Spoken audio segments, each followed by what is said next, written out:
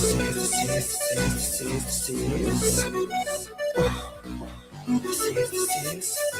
got 100. I got 100. Yeah, I'm from New York. I got a. Yes, he's invited me. I'm going. Have you decided whether or not you want to attend a game at Madison Square? Well, I've been a Knicks fan for a long time, and I'm also a Jim Dolan fan. He's a nice guy. Okay, he's been a long time wanting to win, and he's a competitive guy, and he's got a team that's amazing. You know, I don't think they've lost a playoff game. Can you imagine that? The answer is. I tell you that I'm planning to go to a Knicks game. I will be at Game 3. I will be in a very different section of the stadium. And I think we look forward to welcoming any New Yorker who is excited for the Knicks to have that chance to win that championship. All right, that time for just one. You know, I can tell you that I'm. No matter how you feel about the World Cup, here's the facts. Soccer is and will always be the people's game.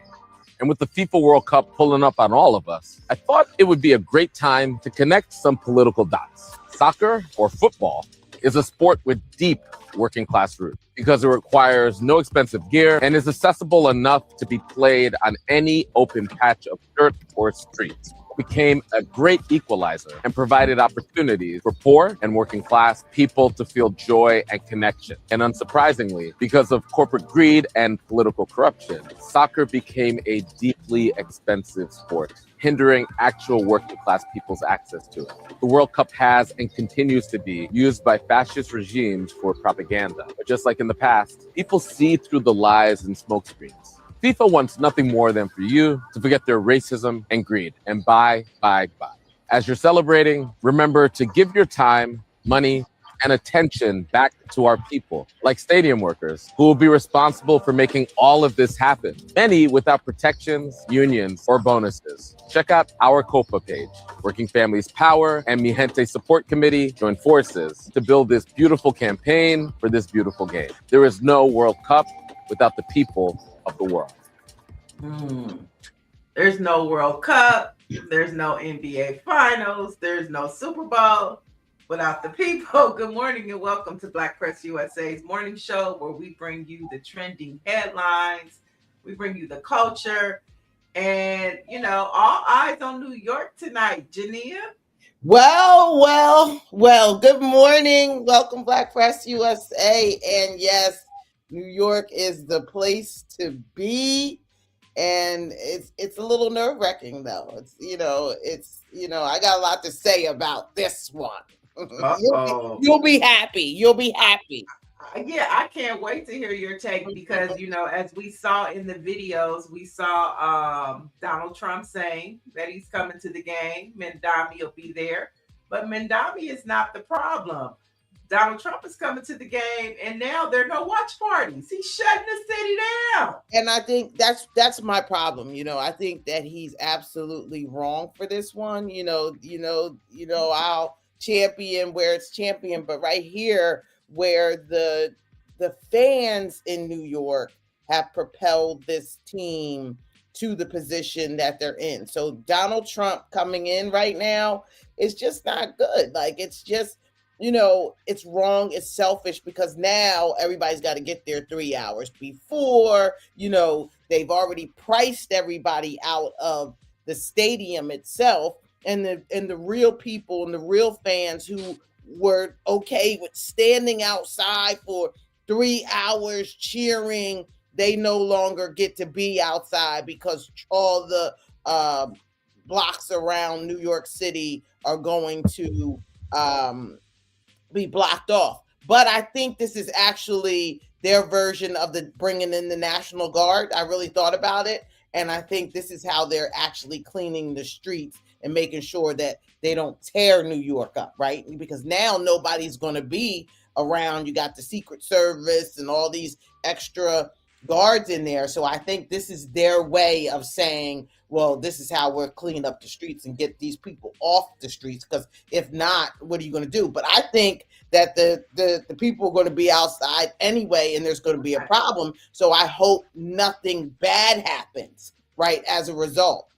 Well, everybody's had an NBA Finals. I don't think the New York supporters are bad.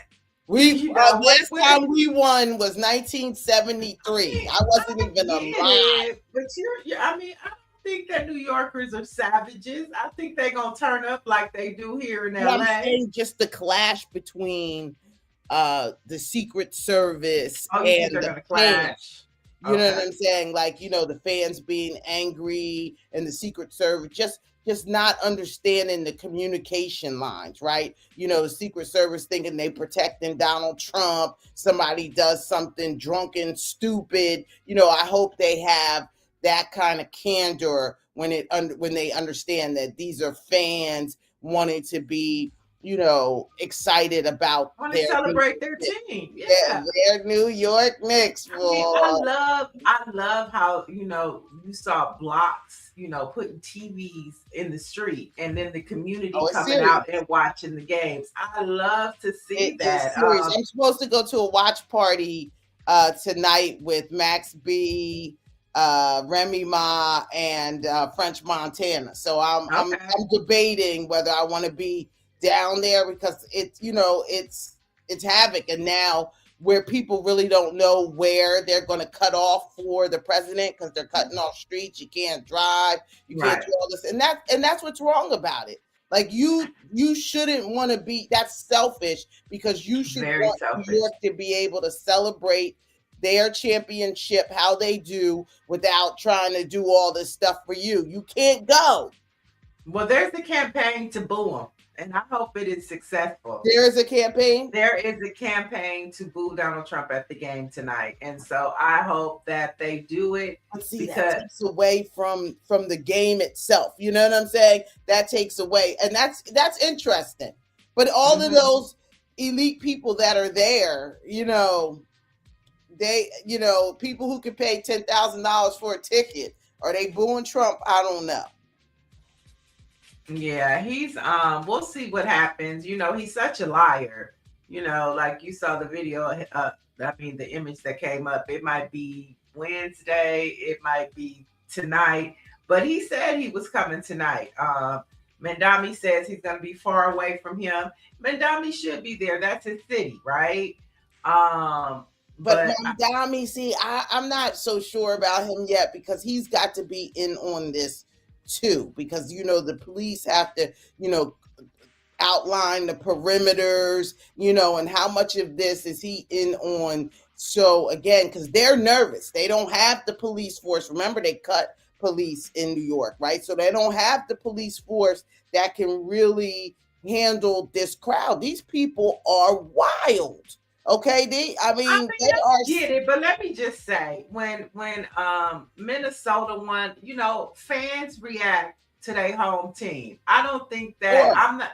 So I mean, I think that you're gonna get the same energy you're gonna get with any other city that wins the championship. And so I don't want to say that, oh my God, New Yorkers are just gonna be out of control. I mean, because in a good way, but that happens when every championship. So like you said, you see the block parties and you see all this stuff that's going on. You know, this is not like everybody championship. Everybody is outside watching this together. This is crazy. I love that. It's a beautiful thing. One thing Fat Joe said that he hasn't seen this kind of camaraderie since 9/11. And I was there 9/11 as well. And I understand that. And, you know, you can't, you know, the Knicks, I just hope this doesn't break things up, you know, and break up there's a 13-game winning streak right now, you know, and so this is kind of a distraction. Why would you want to do that? Why would you want to? I mean, because that's what, you know, somebody who likes to cause mayhem does. When drama does, they just, you know, and it's just like, I think you hit the nail on the head. It's just selfish. If there was a word, it would be selfish. The president of the United States should not be trying to go to a basketball game with all of the issues that we have in this country. We have data centers that are causing havoc. We're at war. I mean, there's so many things that Donald Trump could be addressing, and one of them is not a basketball game. He's just trying to be like Barack. I gotta give it to him. You know, But Barack. Barack never. He's the only Just recently. sitting But Yeah, he's the sitting. only sitting president. Okay, Right, but he Barack saw wasn't Barack. going to football games and basketball games as the president of the United Right, States. but he still has Secret Service and all that kind of stuff. And it's just and then the fact that somebody has tried to kill you on number of occasions. You want to bring that energy Allegedly, we don't know. But that's I mean, listen, call it what you want. Either way, you're crazies, right? Somebody is out there doing something, and here now you're going to bring that energy to the basketball. And I know that he's a New Yorker and everything like that, but stay in the suite. Don't try to sit sideline and all that stuff. Let them just fan across your face and everything, because you've taken some energy away from the city, and that's not what you do, because I think the fans more than this team are winning this series. Right. And New York is also maybe facing double sports jeopardy as the World Cup starts this week. And one of the World Cup games may also fall on the same day as an NBA Finals, depending on how it goes. So it'll be interesting. But the governor Hochul says that we're prepared for this. Our subways, handle 7 million people per day. So an extra 100,000 people are not going to affect us. That's just numbers pre-COVID. So, I'm excited. It's a big week in sports for everybody. The World Cup hits the United States. And sports, it's so funny. On Sundays, we're so separated. And when you think about church, everybody's here and there. But when sports happen, it brings the country together. It does. Okay? And a lot of money. Don't forget that part. A lot of money. And so have you been on the trains? Have you been on the trains in New York during rush hour? Girl, you're standing there like this. Look, you're holding the bar like this and will not move. Like you can stand there and the train will be rocking, and there's so many people in there that everybody's holding each other up, just like sardines. So you do not need another 100,000 people on the train. It's ridiculous. Well, I mean, they're coming because the World Cup is here, or we'll see. Because a lot of people said, or the numbers are not reflecting what these corporations were projecting as it relates to the World Cup. And a lot of that has to do with Donald Trump's stand on immigration and ICE, and saying they're going to be at the arena. So we'll see how this week goes and how the World Cup starts off. But let's stay in New York for a minute, where the reparations fight continues as descendants want direct cash payouts. Take a look at this. Blood, sweat, and tears of my ancestors, my grandparents, my parents, my grandparents, my great-grandparents, my great-great-grandparents. But from the state of New York, what we can see is because of their intricate dealings with slavery. We talking about Wall Street, we talk about the stock exchange, and those first stocks and bonds being people that were in bondage, right? And in change. And so from New York is uniquely positioned to be one of the states that could, based on its budget, have the funds to actually pay direct cash payments. Most of the states they're not in a position. But in that instance, I think both the state of New York and the federal government, it has to start with direct cash payments. Financial compensation is really the only way that I think to really get true justice. It's been the greatest impact to our community overall, generationally. And so by policy and finance, it's how it's been institutionalized in the first place. It is the way to repair it. It's about the blood, sweat, and tears of my ancestors. So with that, tensions flared at a recent meeting where advocates and civil rights groups clashed.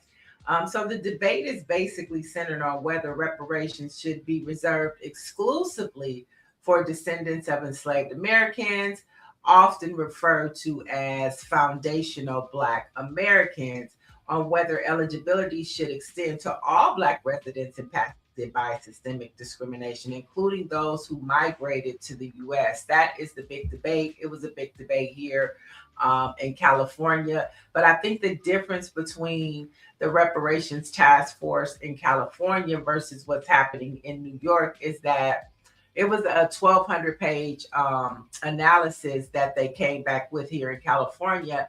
And they said that reparations necessarily doesn't look like a lump payout. It looks like, health care.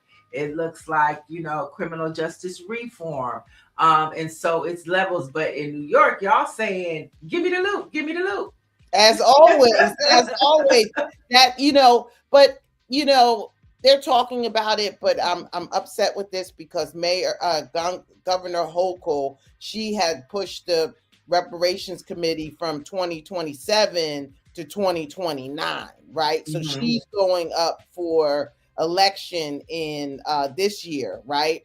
So she's always using something to get her reelected. And then it's just the committee that they're talking about stuff. And what I'm disappointed at with the reparations is that the reparations are not more, I know it's not on a federal level, but I wish that they were, because I think that we need to collectively think about what we need as a whole. In New York, I'm sure that there's less people that they'll have to give reparations to because New York was a free state, right?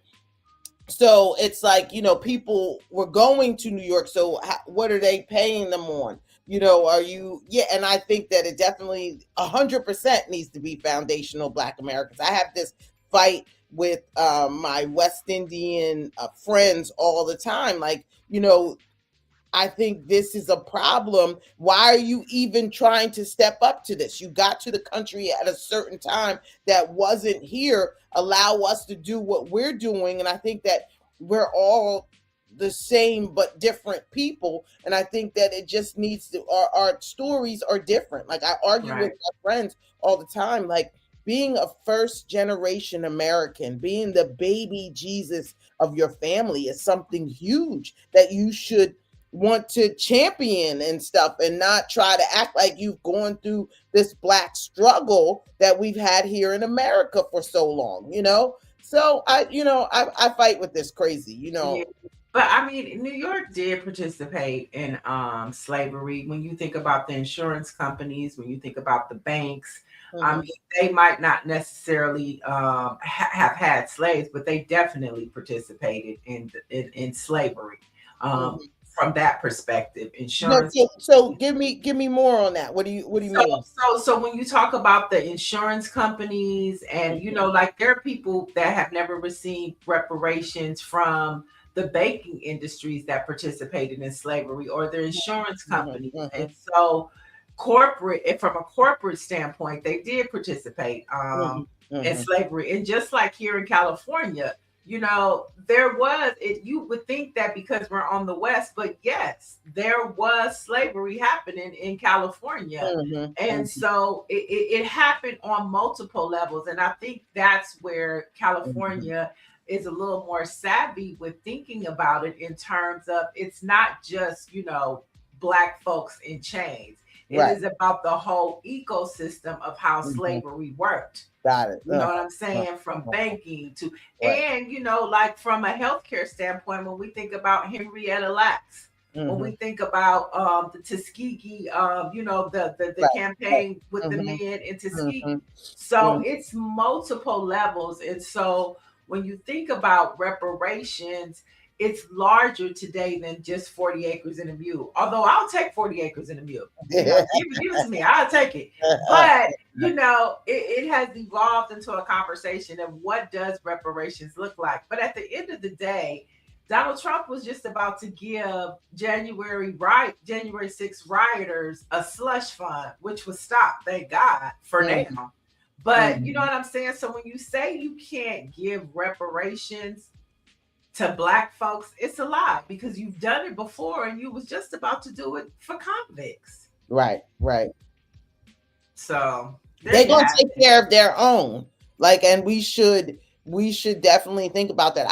Like I said, I just wish that the conversation was more national at what we want as a whole versus state to state. This state is doing this and this state is doing that, because I think that it will benefit us more to have a national conversation about what we want to do. You know, like when the Indians got theirs, you know, they got those casinos, you know, and they said, look, we're going to go ahead and build this casino lot and we're going to make money. And I think that we need to be thinking more like that. Well, the problem is that Sheila Jackson Lee, she had HR 40, and it went nowhere in Congress. And so because it went nowhere in Congress, the states picked it up.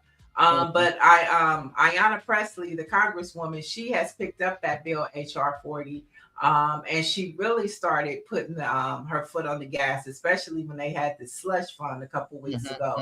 But we do have a bill. It's HR 40. Right now, it's written. Thankful to our ancestor now, Sheila Jackson Lee out of Texas, Ayanna Pressley has picked it up. And so that conversation is happening simultaneously, but it wasn't moving. And so then that's why states picked it up. And so we'll see. I love the fact that the conversation continues.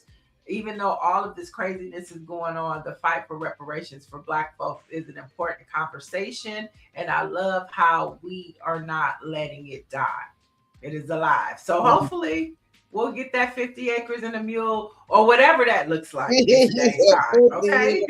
50. We'll see. You know, we'll take 50, please. You want 50 instead of 40 acres and a mule? You said 50. I said 50. Yeah. Oh, well, it's 40 acres and a mule. We'll take 50 we'll take 50 for though. 20, Alex.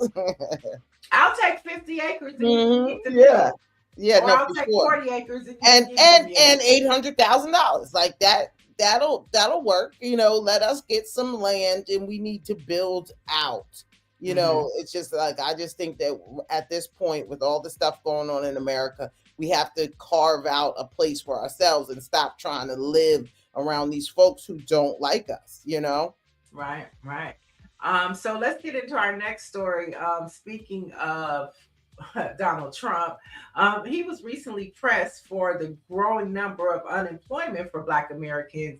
And he said there's a lot of jobs coming in factories for Black folks. Take a look at what your partner said. Unemployment rate has been steady at 4.3%. The Black unemployment rate has been 7.3%. When you ran for president, you courted Black voters and talked about who you described as Black jobs. How do you describe why this disparity is happening? What can you do to close that? Well, we're doing very well with the Black jobs, African-American jobs. I saw some numbers that we're doing really well. But where we're really going to do well is when all these plants are open. You know, we're building many car plants. We're bringing cars back from Germany. We're bringing, we lost the car industry years ago. 54% of the industry went to Germany, Japan, Canada, Mexico. It's all coming back. It's amazing. And where your Black worker is really going to do well is when those factories open. So I think they're going to be great. We've been doing well. It's been a big focus for me. While the unemployment rate has been it's been a big focus for him to put us in the factories. Child, listen. Talk to me. I don't got no words. Look. Listen, the only fight, I do have a fight. I do have a piece of a fight. So Black jobs, you know how they just was saying, we need these Black seats. Now you can't argue with him if we arguing for Black seats when he's talking about Black jobs. Now, our Black jobs should not be in a factory, right? And so this is why I beg that we become the smartest in the world by 2030. We change our trajectory, because people saying that, I got jobs for you in the factory and this is what we carved out for you over here. And that is insane. And he was, obviously he was caught off guard. Oh, I've been thinking a lot about this. No, you haven't. Well, no, I think the first time he said Blacks. I think that's how he sees us. I do too. That's how they see us. I do too. It's one step away from slavery. Put us back in the factories. You know, like that's the only thing we're qualified to do. But there'll be good paying jobs. You know what I'm saying? Like I think that there are good paying jobs that he's talking about. But no, we're way more than that. I think that this is a good pipeline for us to be in because we have to take over an industry. A young lady in she was older, but I call her a young lady in Coney Island. She had said to me, she said, JINEEA, listen, your people have to take over an industry, right? She's Chinese got nails, Chinese food, everybody has something that they're majorly overly involved in. That's, I want to go into AI. But here's the thing. No, but I mean, we do take over industries. We're in all the industries, and what this administration has done is taken those jobs away. We're in the medical industry. We're in the tech. Well, we're not so much in the tech industry, but we're in every industry there is. We create the culture. We are the culture. Everything that we do, from teaching to doctors to engineers to whatever it is. I mean, one of our people helped create the coronavirus vaccine. Exactly. So to say that we need to take over the factory or making car industry is insane. That is our decision to decide where we see ourselves. No, it is, and that's what I'm saying is that that shouldn't be it. This is not where you should carve out for us. Oh, you guys could be good over there, because he has not dealt with us, and I am very hurt about that. And so I realized that what he's doing, which is wrong as well, what he's doing is he's looking at the people who voted for him, right? So he's taking care of. He's talking about you. Well, yeah, I'm taking care of, girlfriend, but he is taking. You said no, but you said the people that voted for him. So you're talking about. So you guys are taken care of. That's what you're telling us. Yeah, you know what I'm saying. I'm saying that the people that voted for him, meaning the black men, there's 20% of black men. A lot of them were out of prison and things of that nature. Those were his voting block of the community that he's talking about in that sense. Again, look at the black women. Black women overwhelmingly didn't vote for him, right? And then all the black women out of the United States government got axed and all this kind of stuff. And this is what's wrong about it. Like, regardless of whatever position that you're in, you have to take care of all people, right? When you get elected, it's not just about the people that voted for you, and that's where he is inherently wrong, But I think that's where he's looking at, because I've been looking like really strong and saying, damn, you are really doing this. This is horrifying. Well, just to note, he said that, the jobs are doing good for Black folks. Black unemployment rose from 6.2% in January of 2025 to 7.6% in 2026. But is based on, let me just say, that is based on people that are applying for unemployment and then not applying. So if you haven't been in if you haven't been in unemployment, you fall off of that. So it's not really capturing the number of the unemployed in America, because there's a lot of entrepreneurs and a lot of people that are just not working. And that does not include that number. So what you're saying is it's worse than that number. Very much so. Yeah, I will agree with that. Let's jump into another story that's trending right now, and that's important for us to be paying attention to. It's the trial of Carmelo Anthony, who is a Black young man accused of stabbing Austin Metcalf, who is white, at a track meet in an affluent Dallas suburb. And so his trial began, and the big issue is there are no Black jurors selected for the trial. Which is problematic, because there were Black jurors that were polled, but they didn't make the jury. So the stabbing happened back in 2025, and witnesses told police the confrontation began when Anthony sat under a tent belonging to Metcalf's team, according to the arrest report. And it reminds me of what happened with Jenna. Do you remember the Jenna 6? And it was all about that tree, and, you know, territorial. But everybody's watching this case, and it brings up the conversation about how important it is for us to participate in jury duty. You know, that's another way that white folks in this country have been able to put Black folks in prison, is because we don't participate in jury duty, and when we do, we're not selected. That's why we have to participate, so that the numbers begin to balance off. Very good. I think so too. And this case is, you know, he ran underneath this other team's tent. It was raining outside, right?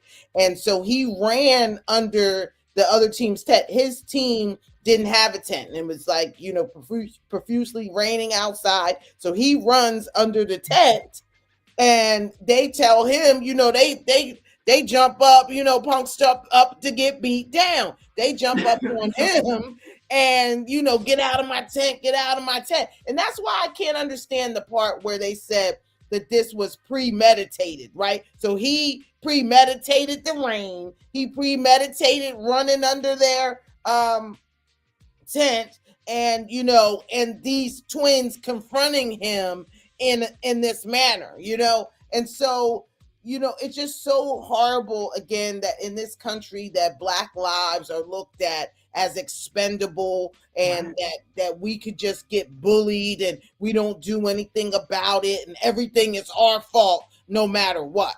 You know, we don't know why he had, you know, it was like a pocket knife, right? You know, it was a folded knife. You know, come on, you put that in your bag, you know.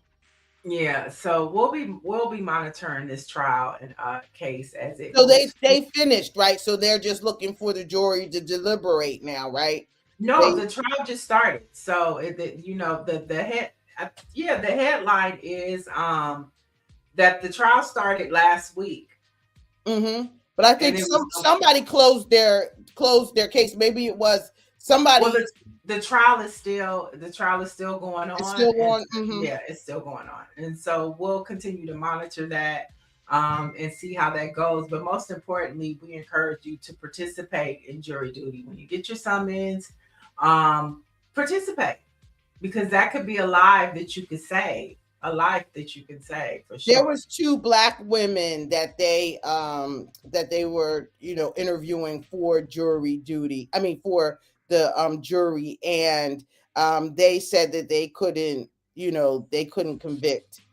Sometimes you got to say, yeah, you know, I would convict them, knowing that you're not, you know. Sometimes that you got to just go in there and say, listen, yes, I would convict him if I understood everything is clear. And I'm like, no. Yeah. Another story that continues to trend is Cyrus Carmack, Belton's mother. Well, before we get to the mother, but the case of the young man that was murdered by an Asian man who owned the store for 4 bottles of water. Everybody said it's reminiscent to Trayvon Martin, Latasha Harlan, and his mother is not backing down, and she is trending and slamming the verdict of her son's murderer. Take a look at this. Nobody can tell me that this is not racially motivated, because I'm not supposed to be on social media anyway. Go and I look at my social media, I have racist people coming to my page, going under my son's pictures, leaving the most horrific things, saying that they're glad he's dead, good riddance, and I am tired. I don't want this to happen to any other child. No Black or brown child should have to go through this. No parent should have to go through this. This has to stop today. And I just learned today that South Carolina, if it's a murder charge, that they cannot bring in any of your prior acts. Rick Chow shot 2 people before. Rick Chow accosted a child in that store and beat her up with a gun on her hip. And none of that information could be brought to light. And I do not think that is fair. And if that is on the law books, that needs to be changed. Because if that was not there, then my son would have gotten justice. And to allow this person to terrorize this neighborhood for 12, 13 years is ridiculous. And it's just showing that it's okay to treat Black and brown people wrong, and it's not. My son loved everybody. He would tell me like, oh, Mom, you're being judgmental. You shouldn't do that. That's against God. And the devil shot him dead, and he laid right there. And we got no justice from South Carolina. It is disgusting, and I don't even know why. I mean, I have no words. It's heartbreaking. And of course, a jury found Rick Child not guilty of murder. And then there's just no justice for her. But I did see they tore that store up. Did they? That gas station is closed. I said, I hope that store does not stay in that community. The gas station is closed. It is vandalized. And I mean, we shouldn't be vandalizing things, but what it makes, in the words of Marvin Gaye, it makes you want to holler. Right. That mother, you could just feel her pain. Mm-hmm. It's heartbreaking, what they do to us and how they see us, going all the way back to Donald Trump saying, factory jobs are good for us. It's how they see us. And how they have, so when we say Black Lives Matter, that's what we mean. Well, in this particular case, this was crazy because they chased him out of the store. Now in New York, once you leave the store, right, you can no longer ask somebody, probably for this reason, you can no longer ask somebody if they stole something once they leave the store. Now, the little boy was at he's at the getting his water in the freezer. He's getting the water. They asked him to take off his bag. He took off his bag. They walked around the store. They shouldn't have been in this neighborhood if they felt like this. So it was the mother, the son, and the father in the store. And so now he leaves, he takes his bag, he leaves out the store. They start chasing him out the store and they ask him for something. And so the little boy starts running, and you see all of this on camera. He starts running. So now, how does he end up dead? And then they're going to talk about once they got out to a certain point that he turned around and pulled the gun on his son. And so that's why this owner shot it. But this owner did have multiple instances. They had a facial recognition database in the store. You shouldn't have been in this neighborhood, and we've got to stop patronizing. They're in our neighborhoods totally. They have all the nail shops, they have the hair shops, they have the liquor stores. So they are a part of the fabric of the urban community. You know what I'm saying? And that's what to Orange G said. I told y'all, stop Asian hate is a myth. Stay out of their stores. Where is the national call for the boycott? I see it online, Orange G. It might not be coming from the NAACP, but the Target boycott did come from the NAACP. And so we just have to do better with recycling Black dollars and show them. I know there was a video, I can't remember if we played it last week or not, of an Asian man talking about, oh, you think you go boycott us? Then stop driving that Honda car and stop, going into this and that. And so a lot of people were like, okay, watch this. Pastor Jamal Bryant had shared, I don't know, I'm assuming that he found that this was a true piece, but it was an Asian man was like, you want to boycott us, then, you're going to stop with your phone. You're going to stop with this. You're going to stop with that. I think that this needs to go down. I think that we need to start boycotting everybody so we can get that Black dollar, because people, once we spend $1 somebody else, we are helping raise someone else's kids and then wondering why we don't have resources for ourselves. So I think that this is apparent. And then especially in this instance, I mean, I'm so hurt behind the fact that these people thought they could chase this man down. Now the owner did 3 years in jail. So he did do 3 years. And I hope that a civil suit, and where's Ben Crump? Because we need you in over here, Dr. Ben. Okay. And that's up to the family. So if the family decides to he could go get some money, help them get some money, regardless. Stand on the side, do what you got to do, but jump in like you do and get this family some money for this, because it was horrifying. And it's horrifying that they even let this man go. And maybe it's a conversation of we should maybe not say boycott, but start saying let's recycle Black dollars more. I like that. Let's support our own businesses more. Forget about boycotting. Let's just start spending more money within our own communities and with Black businesses. And maybe it may be that you have to go an extra half a mile to get something that you could get right around the corner, because the Asians own the hair shop. You need to get your hair for your braids. Maybe you got to go the extra mile to the Black owned business, or the gas station. Maybe you got to go the extra quarter mile to go to the Black owned gas station. But we definitely need, and I know that there are directories for Black owned businesses in certain states, but we need a national directory. There might be one. If you know one, drop it in the chat, but we need to start recycling Black dollars. Forget a boycott. Boycotts are good. Don't go back to Target, but let's just start being intentional about how we spend our dollars. So that's the thought. We talked earlier about the World Cup. It is here. It starts this week.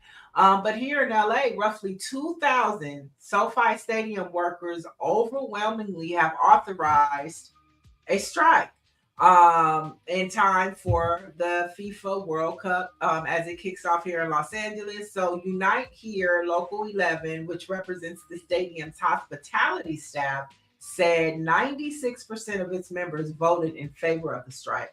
Now, while their demands include higher wages and job security, the main reason for the potential walkout stems from the presence of Immigration and Custom Enforcement. I'm talking about ICE. So SoFi is slated to host 8 matches during the World Cup. The first one starts this Friday, June 12th. And we'll see how that goes if they don't have no workers at SoFi. Well, that's good. I mean, I don't think that they thought that they were going to do that, right? Because, the U.S. is supposed to be so this and that, and everybody coming to the United States, and again, look at those people. Those people are getting smart about their moves and pushing for freedom amongst themselves. And so we've got to, they are taking a note out of our book and sticking together.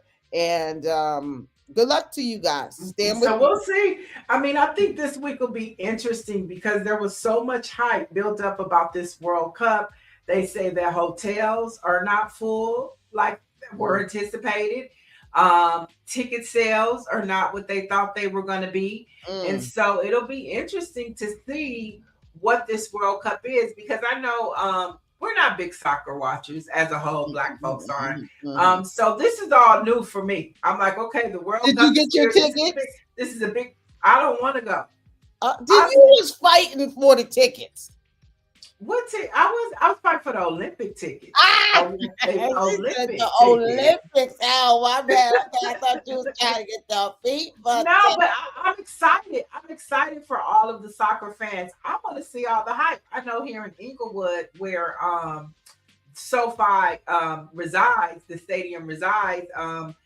Inglewood is ran by a Black mayor, Mayor James T. Butts, who happens to be in a huge legal a fight with the owner of SoFi, but that's a whole nother story. But the city has created all types of watch parties on Market Street, which is like the main street with lots of Black-owned businesses. So they're anticipating that hopefully it will bring a boost to the economy in the city of Inglewood. but I'm just not sure that it's gonna live up to the hype. I don't know. Well, I'll give it. Let me shout out to the soccer players or football, as they may say. When I was in college, we had a trainer that was a soccer coach, and we trained like soccer players for like 2 months.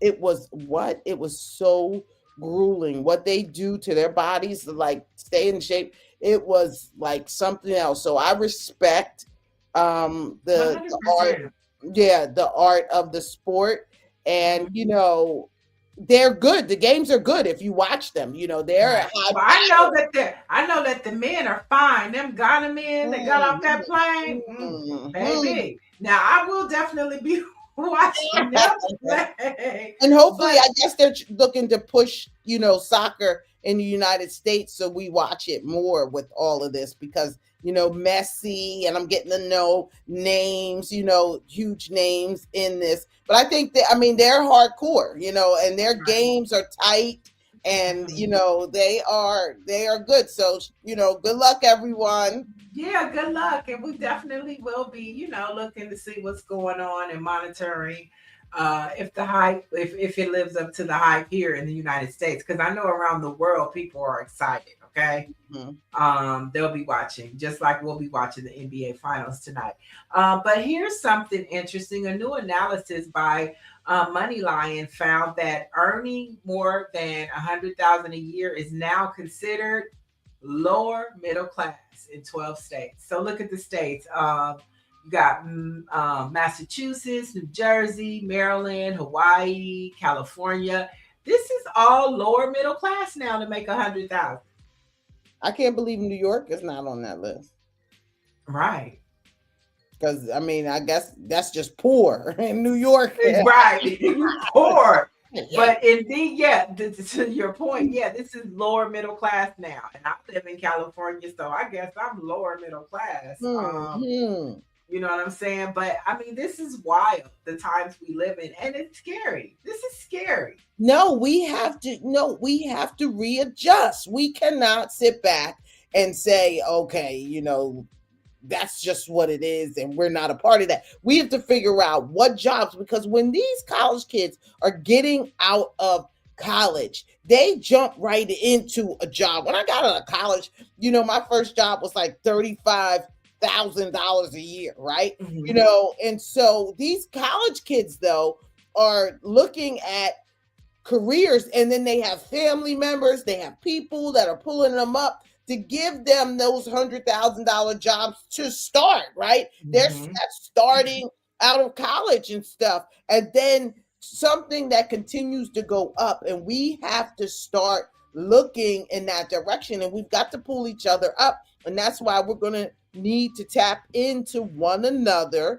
and the people that have money in our community. Y'all going to have to give up some of that guap. Well, let's talk about hip hop and politics. During a recent CNN appearance, Uncle Luke was pissed. And take a look at this and what he had to say about the congressional races that are happening in Florida. Take a look.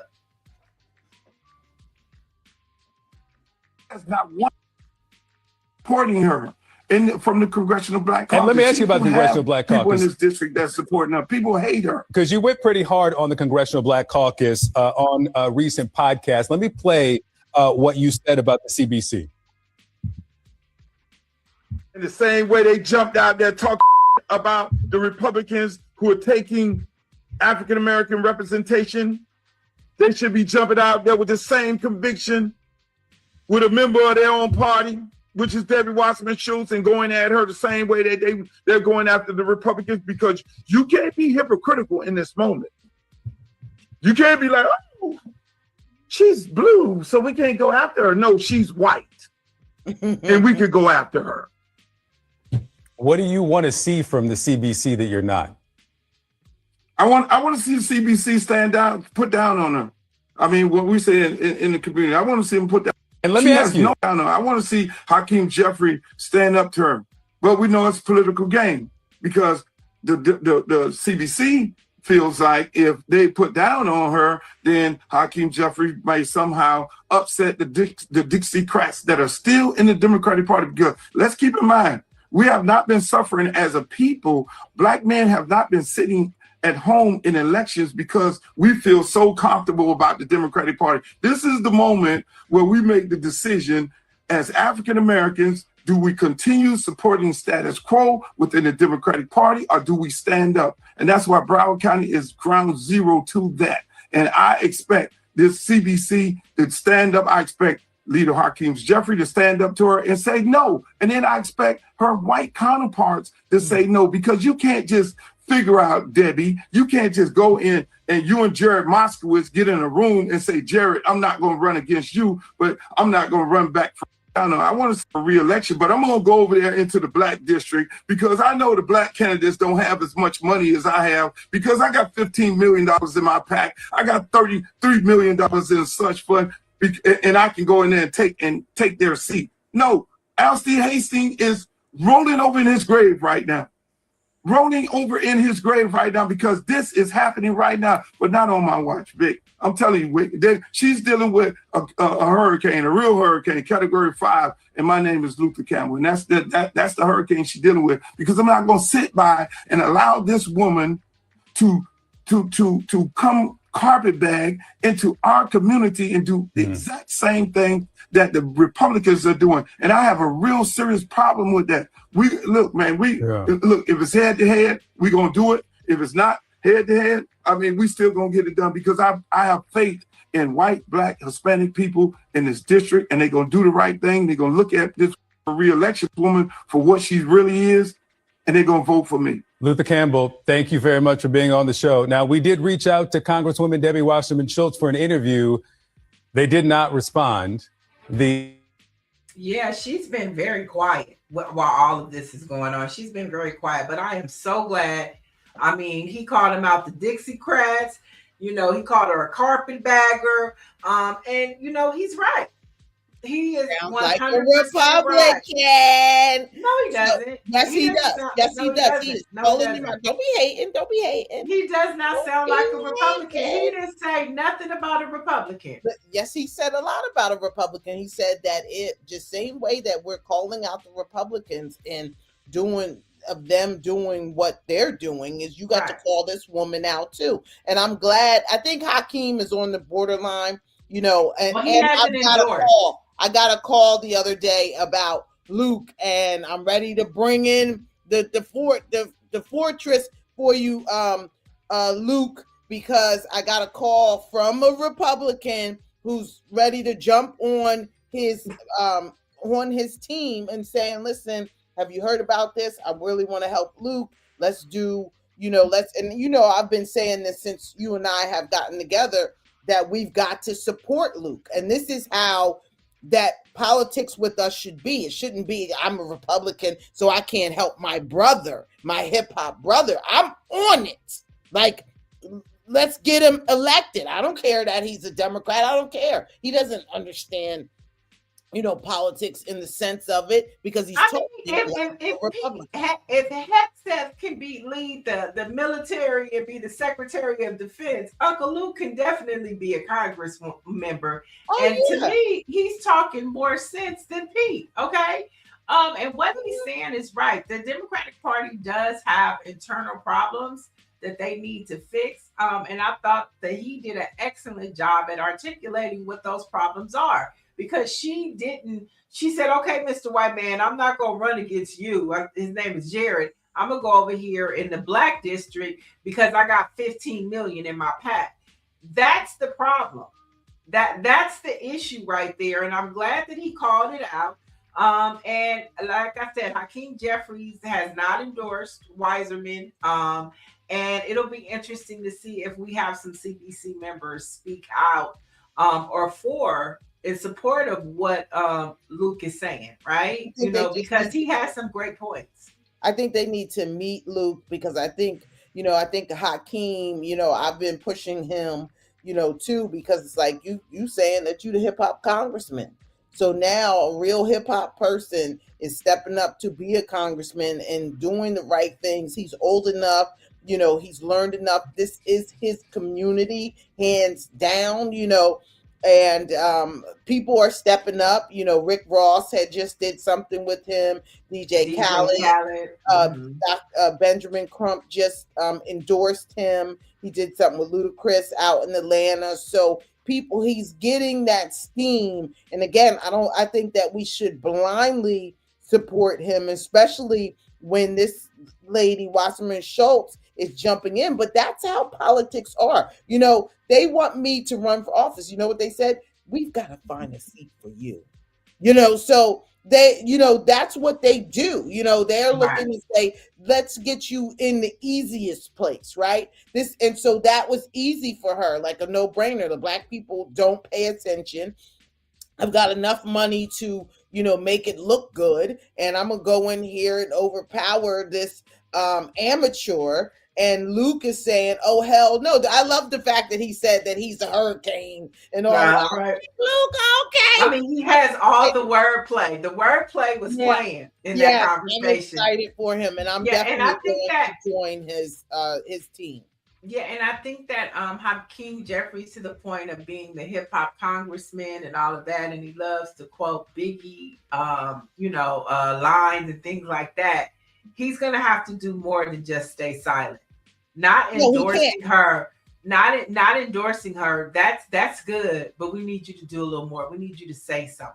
Yeah, and I think they just don't know what to say yet, because again, you know, they need the seat, right? And so they've got to look at, you know, they don't want to lose the seat to a Republican playing around. But I think that, listen, Luke is the guy, you know, Luke is the guy. He's my guy. I was going to go to Byron Donalds about him, but I've got to see who's, you know, running on the Republican ticket, because I think that they should just team up, because somebody has to represent Black Florida. You know what I'm saying? Byron, he's running around, you know, in all these white districts. I haven't seen him in one Black area. And it's like, we push all these Republicans out and don't give the Republicans a chance to talk with us, and then wonder why they don't have an agenda for us. You know what I'm saying? But he's got to come see us too. And we've got to allow him to come in. We don't want any. But then when they win, you said you didn't want any. Right. 100%. 100%. So let's get into our last story, which is a joyful story. Kamira Johnson, a high school senior from Seattle, has been revealed as the 2025-26 Doodle for Google, a national winner. And she made that. Well, Google made the announcement, and she did an exclusive interview with the Today Show. Take a look at this. Prompt was, my superpower is. What inspired you to claim your hair as your superpower? Okay, a lot of things. Just being Black, growing up with a lot of pride in my hair. I'd say the biggest inspiration, however, is my mom. When I was a little kid, I'd go to preschool, and every single week I would have a new hairstyle, whether it's braids, Afro puffs, etc. And she just really taught me to love my hair and love my culture and who I am. She gave you self-confidence. For sure. Yeah. Love the hair. Love the whole look, by the way. We're just talking about Thank you. We're like, wow, you are so much cooler than we are. Thanks for coming in from Seattle. You know, it's for folks who don't know, in addition to just being an honor, you get a $55,000 college scholarship too. That's a big deal. Mom's over in the corner. She's like, yes, that's a huge deal. Yeah. Have you decided where you're going to school yet? Yeah, so I'm going to NYU. It's been my dream school since I was maybe 11. So really excited. You're coming here to New York? I'm coming here to New York. That's a big deal too. Thank you. What are you going to study? Let me guess. Art. How'd you know? Any specific part of art? Or? So I'm doing studio art, so I could do like painting, drawing, film, everything. It's multidisciplinary. And then along with that, I'm double majoring in economics. So art side, money side, business side. Smart young lady. Thank you. Art can elicit so many feelings and emotions. So when people see your artwork, what do you want? I think the dream with everything that I make, and especially for work that I make that's centered around my culture, is for a little Black girl who was once like me to look at this and feel inspired. Or really for anybody to look at this and feel inspired to live in their own skin, express themselves, and be who they are. So the prompt was, my superpower is. Yeah, so that was a great interview. And Black Joy, you know, everything we talked about, all the brutal hits we're taking. I mean, and yet we rise, you know, and here you have this young Black girl from Seattle who is the doodler. So when we go to Google, guess what? We're still going to see ourselves in spite of what they're trying to take from us. Congratulations, young lady. I love seeing that energy that has that innocent energy that hasn't been tainted yet, right? And I hope that, you know, she just keeps on rising to the top, young lady. Keep going, keep dreaming.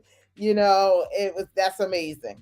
And shout out to Google for, you know, picking that amazing story.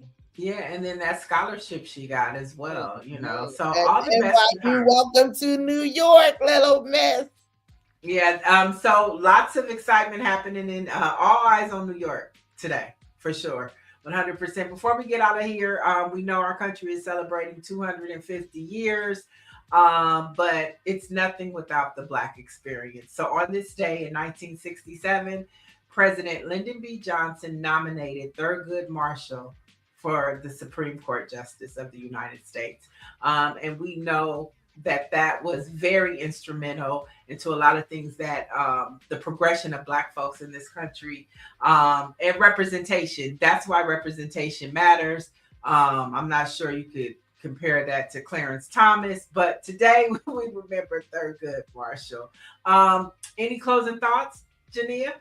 No, I just think that, you know, we need to work on being the smartest in this country. Work on. We are. You know, we are. That's the problem. That's the problem. Well, I'm talking about on paper with young kids, you know, that are dropping out of school and things of that nature. We have to refocus them and make sure that they're able to carry the torch. When we talking about Thurgood Marshall getting elected, we need to now push back and continue. I just realized that the fight doesn't stop. You know, we fought for so long, so hard, but we got to keep on fighting and keep on walking and keep on thriving. We're going to do it. We're going to get there.